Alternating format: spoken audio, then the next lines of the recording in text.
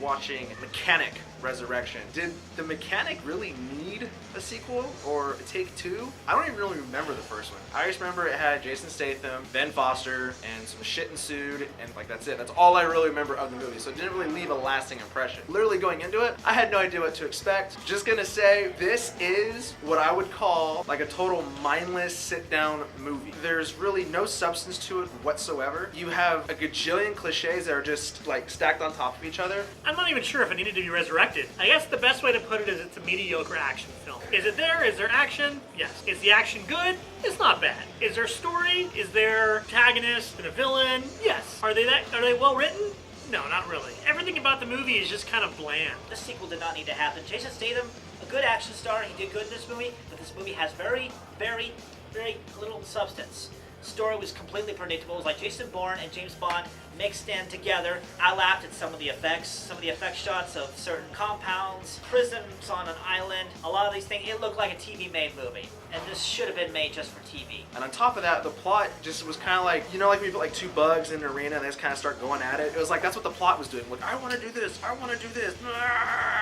Explosion, everybody's happy. It's a head scratcher, because even like the simple things with movies, like when we saw RoboCop, I said, okay, the movie wasn't that great, but at least when they were using the guns, they would like reload. It'd be like this guy would shoot 20 bullets, 30 bullets. Oh wait, I need to reload now. That's a little pea shooter. You got 17 bullets at most. It had action, absolutely. I mean, it's a Jason Statham movie, so that's probably the only saving grace of the movie, is he is an action star, so, you know, his action scenes don't fail, they deliver. But there's just a lot of imperfections in the movie. Nothing really spectacular, nothing to write home about. If you're looking for something to watch and you have nothing else to do, it's not that bad, I guess. You might as well watch it, but this isn't a rush out to see in theaters. The actual story is pretty thin. It's extremely cliched. Pretty much from the beginning of the movie, you can guess everything that's going to happen throughout the movie, especially if you've seen the trailer. Jason Statham did a good job. I like him as an action star. I really enjoyed him in the first Transporter movie. I thought it was a great movie. And that's a series that made sense to make a sequel. This series, I have no idea why they made a sequel. Jessica Alba, yeah, she did good. She was eye candy.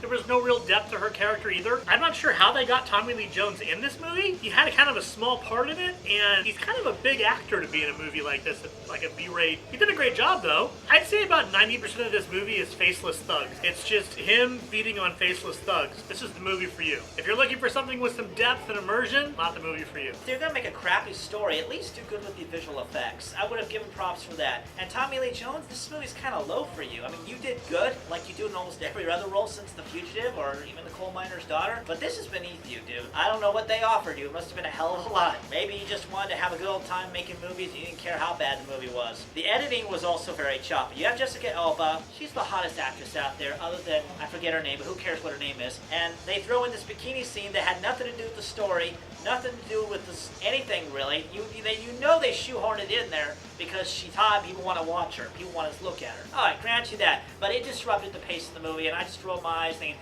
this is neat to look at, but what purpose does it serve?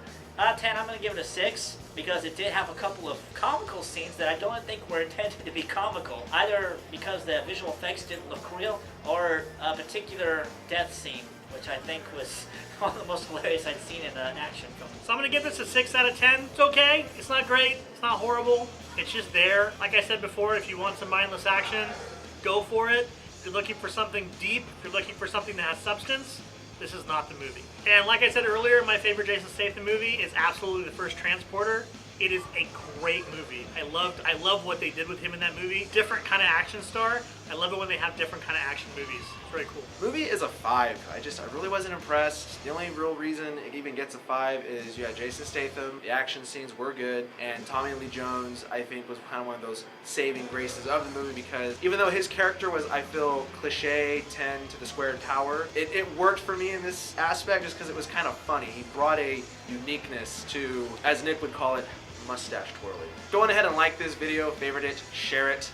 Curious to know, what is your favorite Jason Statham movie? So for me, my favorite Jason Statham movie is Lock, Stock, and Two Smoking Barrels. Has Vinnie Jones in it. It's a lot of fun. For me, that's one of my high water marks. Go on ahead and subscribe to this channel. That way you get more reviews like this every week, plus other videos and shenanigans that we do.